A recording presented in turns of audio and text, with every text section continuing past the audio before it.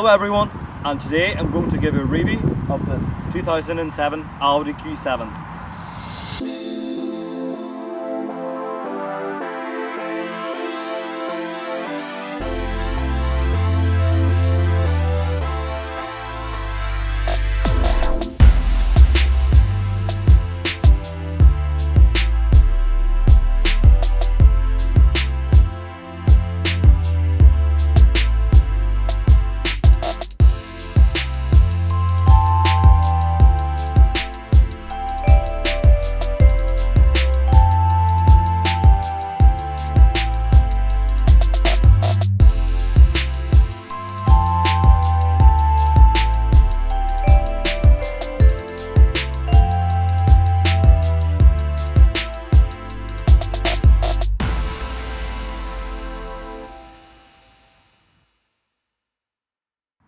The first generation of the Q7 has been announced in 2006. After that, it has received a facelift in 2010, and then the second generation came out in 2016. It's 2018 now, and this car has aged very well. It still looks fresh after 12 years, and as with a lot of German cars, this is mostly due to its simple, plain, yet very elegant and powerful looks. A lot of the design features, such as the front and the rear, are shared with Audi A6 Avant of the same year. When the Q7 has been announced in the mid-2000s, a lot of families relied on minivans such as Ford Galaxy and Chrysler Voyager to transport the families. Now, an Audi came up with a much more luxurious and sporty alternative. The Audi Q7 could be ordered with 7 seats as standard, although unfortunately this one has only 5 seats, but it does mean that it has a much bigger luggage space. And unfortunately I will not be able to discuss the third row, but we will talk about the interior later.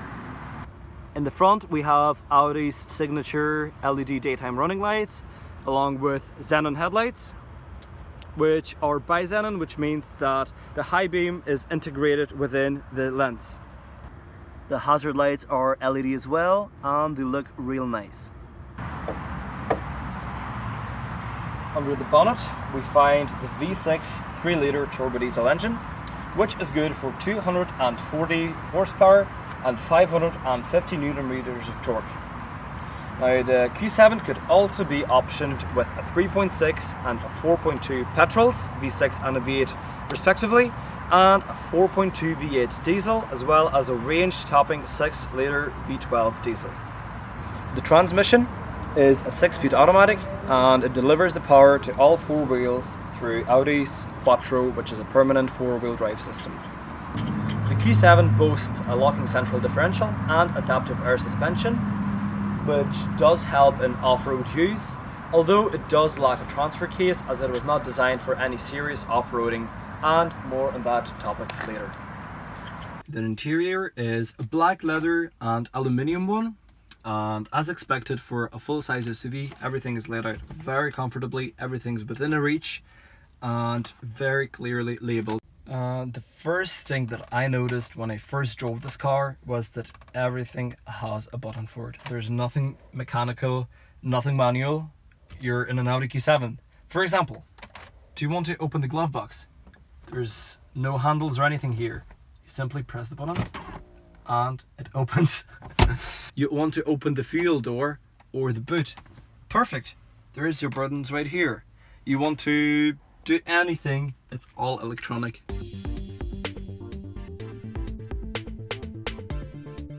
The entire center console is dedicated to MMI, Audi's user interface.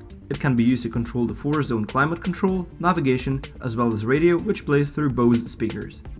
The Q7 is equipped with a 4-zone climate control with the driver, the passenger, and the 2 rear passengers having a climate zone for their own. As mentioned, the transmission is a 6-speed automatic, and as well as the automatic shifting mode, we have a manual mode here, which means that we can apply the changes with the shift lever. As well as that, you have the conveniently placed shift paddles on either side of the steering wheel. The sport mode contributes to more aggressive shifts and shifting in higher revs, while shifting to reverse which automatically engages the rear view camera. The interior is complemented by a full-size sunroof, which lets in a lot of natural light. Both front seats are electrically adjustable. You have your adjusting recliner as well as lumbar support for extra comfort on long journeys. But let's talk about the rear seat comfort. So I've reclined the front seat to a place where my knees are not touching the glove box.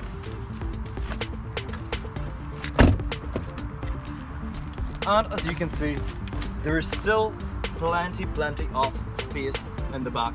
So as you can see, this is a very spacious car. Let's take her out on the road, shall we?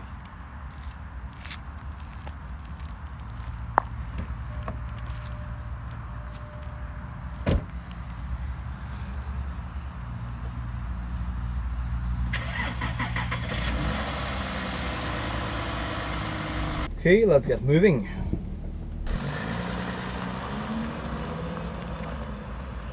The first thing that I notice is how smooth sounding the 6-cylinder engine is compared to my 4-cylinder diesel.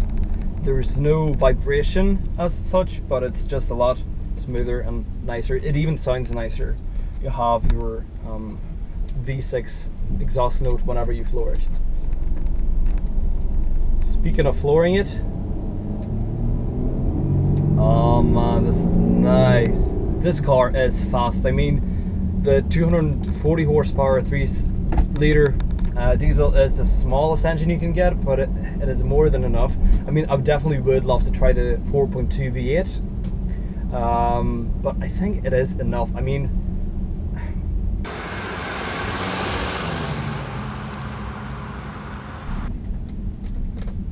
it is so handy to use a reversing camera instead of having to look at the mirrors and look back with such a big car, because it is a little more difficult to feel its size, but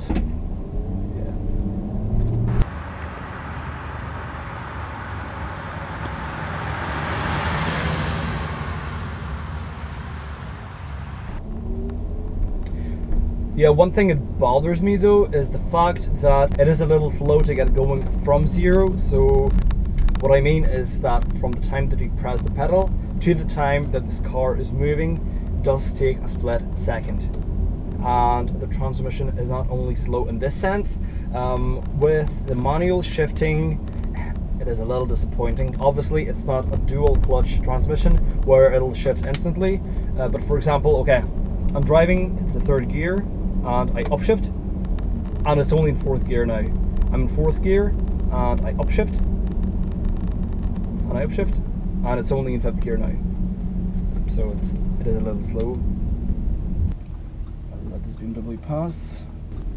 So while I think that those shift paddles are a nice touch, which I believe is standard in most of Audis with an automatic transmission, and by automatic I mean both the Tiptronic and the S-Tronic, I think it's not a feature that you'll end up using often, because let's face it, it is a lot more convenient just to simply put it in drive and away you go.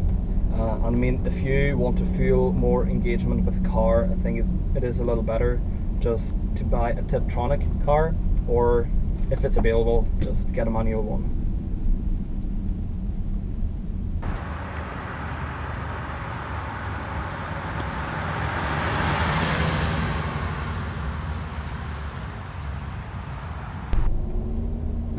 Okay, so I'm in 2nd gear and I go to upshift. Didn't even respond. I go to upshift and it's only in 4th. It's not even responding. 3rd, and it's not even responding. I'll try the paddles. 3rd. Okay, it downshifts fine, but it's not even. Guys, I think it broke this Q7. I think if you just leave it in drive, it'll take the hassle off you. After all, if you do need quicker upshifting and, you know, extended revs, you can always just simply shift it into the sport mode, and immediately you can feel the transmission change the way it shifts the gears. kilometers. So I'll try it again in sports mode from standstill.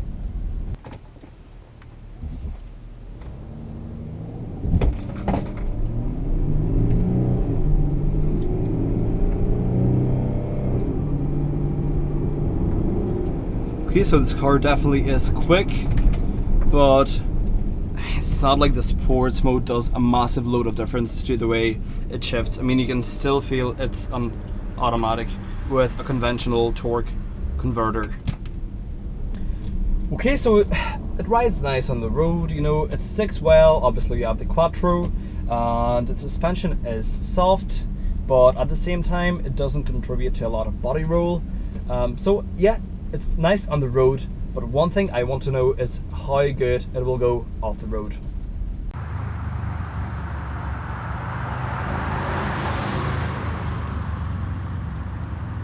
So just before we go off-roading, I would like to talk a little about the air suspension. So you can pick from 5 different settings. So we have the dynamic, which is the lowest one at the moment, automatic, which adjusts it according to the speed. Then there's a comfort, which is sort of the middle one, off-road, and lift. So I'm going to go ahead and put it to lift.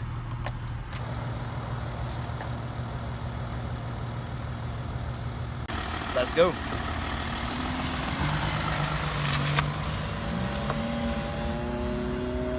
It's soft. Now, obviously you do feel all the bumps, but with the highest lift setting, it doesn't compare to any small car that I've driven before. And 4-wheel drive means that unless you're into some serious off-roading, you will not be getting stuck.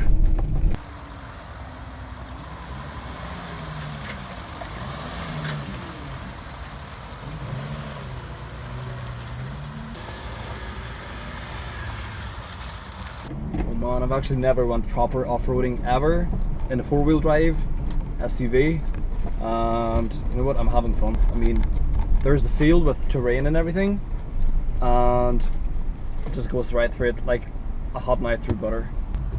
So I think this is as off-road as it gets. So yeah.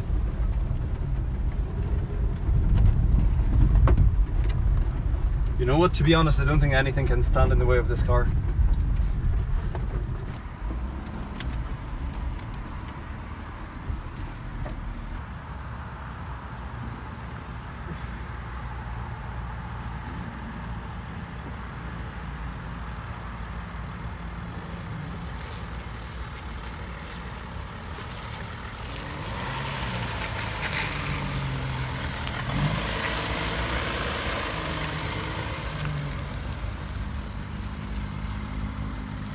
So, in the conclusion, I am in love with the Q7. I mean, I've dreamed of driving this car for a long time, and I had a chance and I'm not disappointed. I mean, it is very comfortable both on the road and off the road.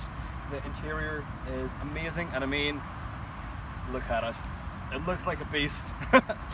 So yeah, I mean, if you're looking for a family car, if you're looking for a car with a lot of space, a car that, you know, has a punch, that stands out, I mean, I wouldn't be looking any further than Audi Q7. I mean, if you're buying one used, they are quite inexpensive, with some good examples in the UK selling for about £5,500 to £6,000. That would be the starting price. But yeah, I mean, I love it, and you know, maybe I will be getting one day myself. So this was Adam G. Thank you for watching, and peace out.